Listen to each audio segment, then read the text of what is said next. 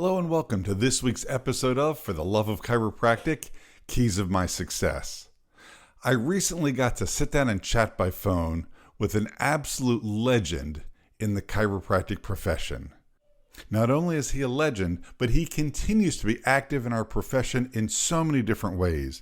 I hope you enjoy my interview with Dr. Chuck Gibson. Hello and welcome to Secrets of My Success, part of For the Love of Chiropractic podcast series.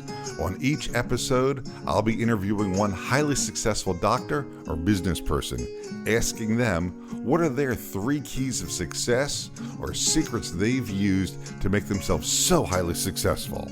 So let's get started with today's show. I had the pleasure of catching up with Dr. Chuck Gibson by phone. Chuck, are you there? I am. It is so good to hear your voice and be chatting with you on the phone. I feel like I'm speaking with chiropractic royalty when I get to speak to you. Well, thank you so much. I really, really appreciate that. So I want to ask a question because obviously everybody in the profession knows your name, if not having heard you personally. So what year did you graduate from chiropractic school?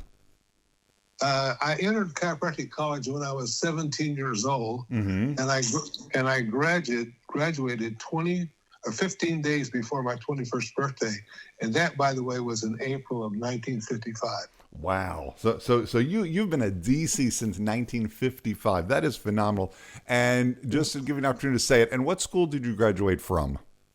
From Palmer, and then when I left Palmer, I had to go to take 6 months of additional work in California to qualify for the California board. Oh, that's interesting. And that was this. So I went to Cleveland College in Los Angeles. So obviously, we're all familiar with things that you've done, throughout the course of your career. But when you first got out of chiropractic school and after you did that additional training, did you open an office at that point, or did you associate? What did that look like for you? No, I was very lucky. First of all, as soon as I got a license to practice in California, I got drafted into the Army. Oh. And so I went to Walter Reed Medical Center in Washington, D.C. for 2 years. And as I was coming out of the Army, very naive, by the way, I wrote about 20 chiropractors letters on where would be a good place to practice. And 19 of them said at least 50 miles from me. but one of them said, I remember you from school and you don't smoke. And he said, I think I need an associate. So he hired me. His name was Clarence Jensen. I got there on January the 15th of 1959. And he was seeing 400 visits a week without a CA. Wow. And he was upper cervical only. He just ran from room to room with little treatment cards, 3x5 treatment cards. Yeah, it's all you needed. Isn't amazing? Yeah. And I practiced there for a year. Well, now wait a minute. So let me turn the clock back and ask another question that I don't know and I've never heard. So what interested you to become a chiropractor in the first place? What was your path to get into chiropractic? Well, about age 12, I began to develop pimples and pustules. Okay. And they morphed into psoriasis. And within a year, my whole body was covered with scales and itching and breaking, and oozing. And my father had died when I was 11. Oh my! And so we had he was a coal miner, and so we had access to the company doctor, and the doctor gave me medicine, but didn't work, and that went on for about 3 years. Well, until I was 16, as a matter of fact. And then a lady came to our home, and she said that her son, Bobby Ogden, was a bedwetter, and that the chiropractor, as I used to say, cured him of his bedwetting, maybe he could do something about Charles's skin disorder. So my mother took me, and it was a miracle. Within I don't know, maybe 90 to 120 days, you would hardly know that I had a skin disorder. And during that period, I had a lot of hazing, a lot of teasing, and a lot of social rejection because I was disfigured, you know. Sure. You're almost like a leper. And so I said, that's it, I'm going to be a chiropractor. And a few months later, I was in Palmer College. Wow, that's awesome. Thank you for sharing that story. That's truly a life-changing experience. And to show you how naive I was, I didn't even apply. I just showed up. And I'll bet they said, sure, come on in. Absolutely true story. And they took me. They checked my pulse and they said, yep, you qualify. Yeah. Do you remember what the tuition was back then? Yes, I do. It was $35 a month. and by the way, I only had when I showed up there, I only had about $235 total. But I got a job the next day after I enrolled in Palmer College, and I worked in a hotel as a busboy, and then a bellman, and then the bell captain. And I quit the day I graduated. So, it funded me all the way through school. And by the way, that's one of the things that I believe that the cost of college is way too high. Yeah, I wanted to start touching on some of those things that we were talking about before we started recording when we were speaking previously. So you ran through a list of things. I think it was 4 or 5 different reasons that you're concerned about chiropractic and chiropractic students today. Why they're not successful. Can you touch on some of those things for us? Well, sure. The first thing is this: that because of CCE standards. It's very difficult for colleges to teach practice management. But they teach you when the average student gets out of school, they know anatomy, physiology, chemistry, biochemistry, hygiene, and also are now $200,000 to $250,000 in debt. And then they're sent out without totally unprepared to practice. And if they're not fortunate enough to associate with a really good office, it's a very difficult thing to succeed because you have to know what to do, you know. And so I spent a lot of efforts with Palmer College trying to get them to teach practice management, and they just don't. You know, so in a few minutes, as we cover some of these more things, I'm going to double back and ask you. So, what is it they're not teaching? What is it people need to know to be successful? But I want to do that yet. I want to talk about some of the other things that you and I were discussing.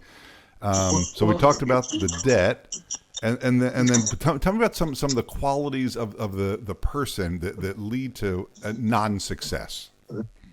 Well, first of all, experience is the best teacher, and one of the things I learned in managing hundreds and hundreds of chiropractic offices is that, generally speaking, the pathway that the young people follow in terms of technique and office procedure will be based upon the experience they have as associates. Sure.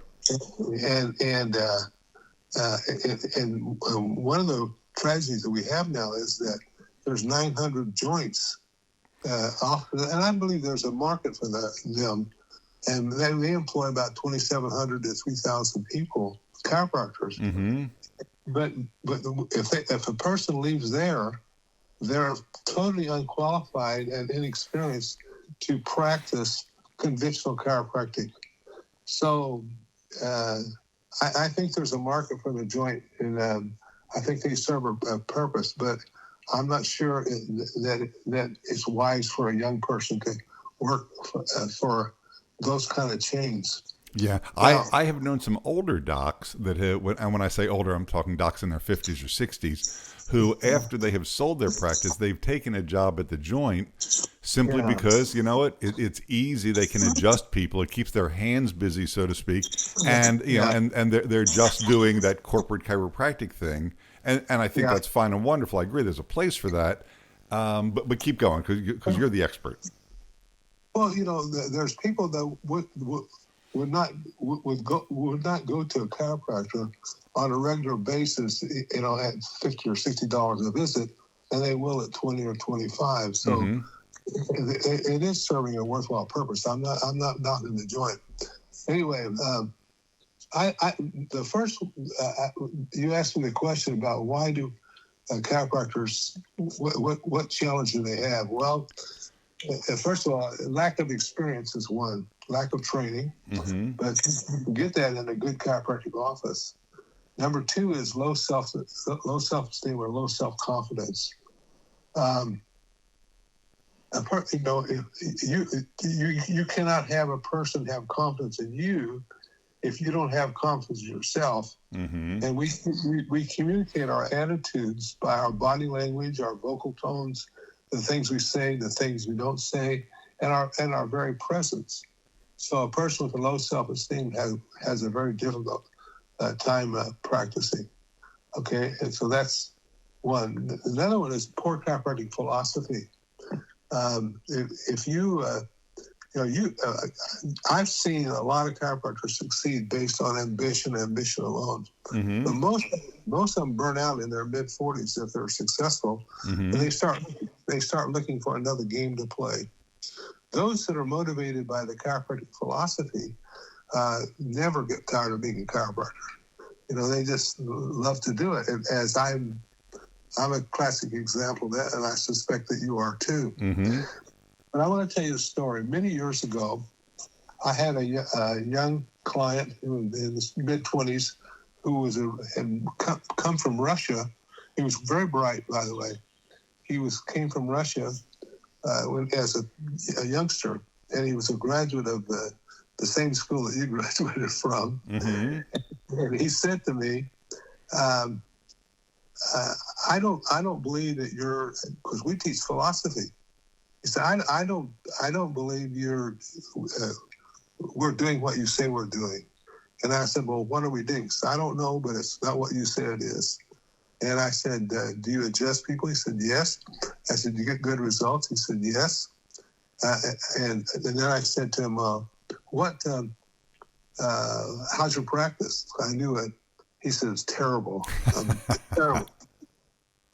So anyway, I said, unless you find out that what you're doing, you're going to have a very difficult time succeeding. Well, I had Reggie Gold on the program. Mm-hmm. And after the program was over, I went up to on the stage to congratulate him. And so the young guy beat me to him. And he told Reggie the very same thing that I told him, that he told me.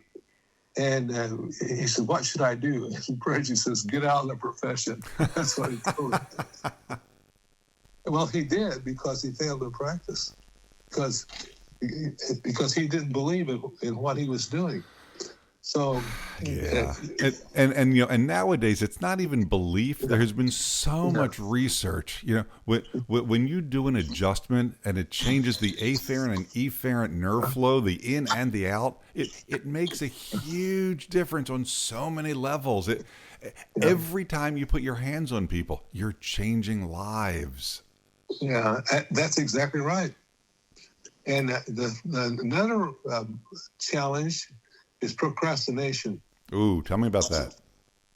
People that put off things generally don't do them. If you want to be successful, you have to be a do-it-now personality. In other words, you have to have the ability to translate information to action at a high rate of speed. Mm-hmm. I had the privilege of serving on the board of directors of the Pyramid Society for 12 years. Now, that Pyramid Society is a group of horsemen. And every person on that board were self-made, multi-millionaires. Mm-hmm. And in fact, one was a billionaire. Douglas Marshall owned the largest privately owned oil company in the world, Quintet Oil. And I found out that the characteristics that made those guys successful were also the same characteristics that make highly highly successful chiropractors, and that is they make reasonable decisions and act on them right away. It's my contention that if you get a good idea or you're presented a good idea and you don't act on it within 72 hours, it is likely that you won't act on it at all.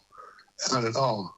So I want to focus in on this a little bit more. So we've talked about some of the things that make for an unsuccessful doc. Okay.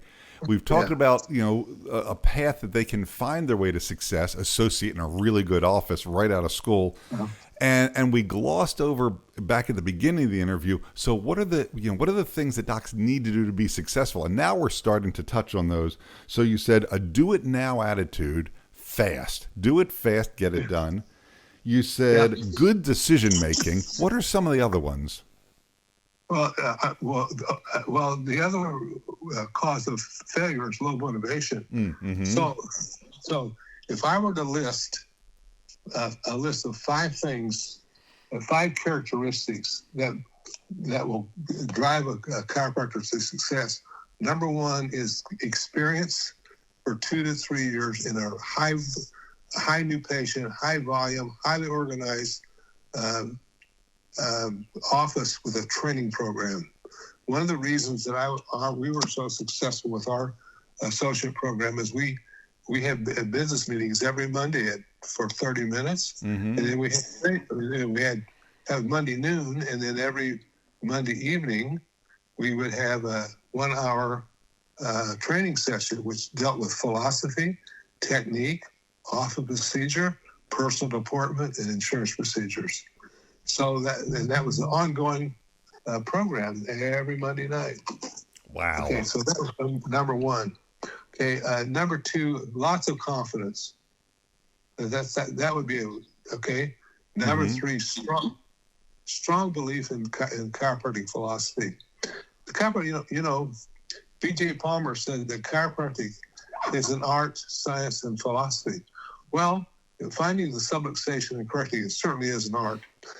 Science, it's based on science, known science, and philosophy gives direction to the science. But I also believe that philosophy gives motivation to the chiropractor, because the chiropractic principle is so true. It is so simple. It is so beautiful that if you experience if you understand the flow of above, down, inside, out, and when you move those bones from the wrong place to the right place and free those nerves, you're freeing the life force of the body, the life process, and you're allowing that body to work at its highest potential. And the things that happen are oftentimes unbelievable miracles. I experienced the miracle for myself, but I had lots of my patients experience those miracles also. Oh yeah. So I've never gotten tired of understanding and teaching the philosophy of chiropractic. Okay. Another one is a high level of another thing is to be a do-it-now personality, translating information into action at high rate of speed. It is my contention that if you don't do something at your highest point of motivation, it's less likely that you'll do it as your motivation diminishes. Of course. And the other one is a strong sense of motivation, the desire to succeed. There's nothing wrong with succeeding, but it's very important that you become financially successful in practice. It's very important that our profession becomes financially successful. But money is not the end product of what we do. No. It is saving lives and restoring lifestyles and restoring people's hopes and dreams. Mm-hmm. That's the end product. Oh, amen to that. So that's my message. Wow, I love that. So let me ask you a question, because sadly our time is starting to run short. And I ask these questions of everybody that get to interview.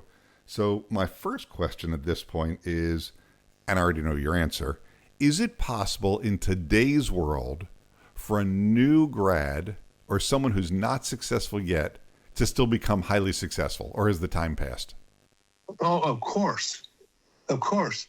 I mean, I can't tell you how many people that I've mentored who were really being challenged in practice and complete turnarounds. Mm-hmm.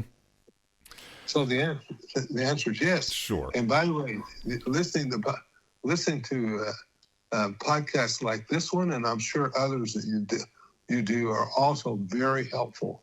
Oh, well, thank you. And yeah, I the feedback that I've gotten on other episodes is just that. People are like, oh my God, I can't believe you said that. That's exactly what I needed to hear. Yeah. And obviously with your career and speaking over, I mean, decades and decades, you've changed thousands, if not tens of thousands of lives of chiropractors, and then exponentially onto their patients. So the impact that you've had on the world is just immeasurable. Which brings me to my next question. Chuck, how do you define business success? Okay. I think there's a lot, in terms of chiropractic, lots of new patients. Now, why do I say that? The reason I say that is this. In your community, in every community in the world, there are people who are dying. And they're dying from being subluxated maybe 30, 40, 50 years ago. And they're going through that long process of trauma, altered subluxation, altered nerve supply, altered physiology, pathology, and premature death. Mm-hmm. And so, number one, when you correct those subluxations, you change all that. You change the whole body physiology. So. Now, what was the other part of the question? So, well, Red, the first part of the question was, how do you define business success? Okay, and you said lots of new patients. Okay. Number two is managing your cases well. I believe in lifetime chiropractic care. And so you have to manage your patients in such a way that they get it and they follow through and get as much correction as possible and see you or as a chiropractor on a regular basis. That's number two. Number three is structuring a fee structure so that it's affordable to the patient and also profitable to the office. Because if they're getting all the benefits and you're getting few, you'll be out of business. Mm-hmm. So no relationship will endure unless it benefits both parties in equal measure. Law of fair exchange. And the next thing is having a highly organized, highly efficient, stress-free, and fun practice. Those are the elements of a highly successful practice. I love that. Okay, so I want to switch to the other side of that coin. And I feel that you're in a unique position to be able to answer this. You know, being well into your 90s and having touched so many lives over so many years. Chuck, and still doing it, by the way. Yes, exactly. And you're still in the game. Yeah, exactly. Yeah. So how do you define personal success? Well, I think personal success for me was having a highly successful practice and making a difference in Sacramento, and also influence a number of young people to become chiropractors. That's number one. Mm-hmm. And number two is I have been fortunate to be very financially successful, so I don't have to worry about money. Mm-hmm. Here's what I say: that after you made enough money that you can pay your rent, pay for your transportation, pay for food, pay for shelter, and pay some entertainment, then you can get on. Then you can get on with the real purpose in life. So, but you have to take care of yourself first. Mm-hmm. I love that. All right, my last question. Chuck, this has been absolutely amazing. So if somebody has listened to this and they go, wow, this guy knows what he's talking about. Okay, I lied. I have two questions. I have two last questions. This guy really knows what he's talking about. What would you say to them is their first step They've drawn the line in the sand. They say, okay, I'm ready. What do? Call me. Then that's my second question. How could somebody get in touch with you if they wanted to? Okay, my phone number is 1-949-322-9477. All right. Now, keep in mind that you're in the United States, and I don't know if there's a prefix if you're calling from internationally. No, a one. Yeah, a one. All right. United States is one. All right. That should be. We invented the phone. All right. Wow. Chuck, do you have any other final things you want to say before we sign off? Well, I do. I believe, here's my message. I believe that chiropractors are called, and that we have missionary responsibilities beyond our own self to reach out into our communities and touch the lives of everybody who is suffering from spinal subluxation. And that, by the way, includes 95% of the population of America. So we have a big job to do. And my mission is to see, and I've seen this profession grow fantastically, but we're not even close to where our potential. So we want to see in the next generation this profession continue to grow and grow and grow until the day comes when the patient goes to the chiropractor first and asks if they should see a medical doctor, then the other way around. I will look forward to that day. Dr. Chuck Gibson, this has been such an honor and a pleasure. Thank you so much for taking the time to do this interview with me. Well, for me, it's wonderful. God bless you. Thanks for allowing me to do it. All right. And that's our show for today. If you have a question about today's show or your own practice, feel free to reach out at fortheloveofchiropractic.com. Before making changes to your practice, be sure to seek legal advice regarding those changes and regulations in your state. For the Love of Chiropractic is an RGF production, all rights reserved. And thanks for listening. Original music provided by Hunter Rich Music. I genuinely hope you enjoyed this episode and all of the episodes that we've done so far. I'm asking if you'll please take a minute and give us a 5-star review. And the reason is very simple. The more good reviews a podcast has, the more often it shows up in search windows, the more people that get to listen to it, and the more successful chiropractors that you can help create to change the world and increase our profession. So thanks for listening and for leaving a great review. See you next week.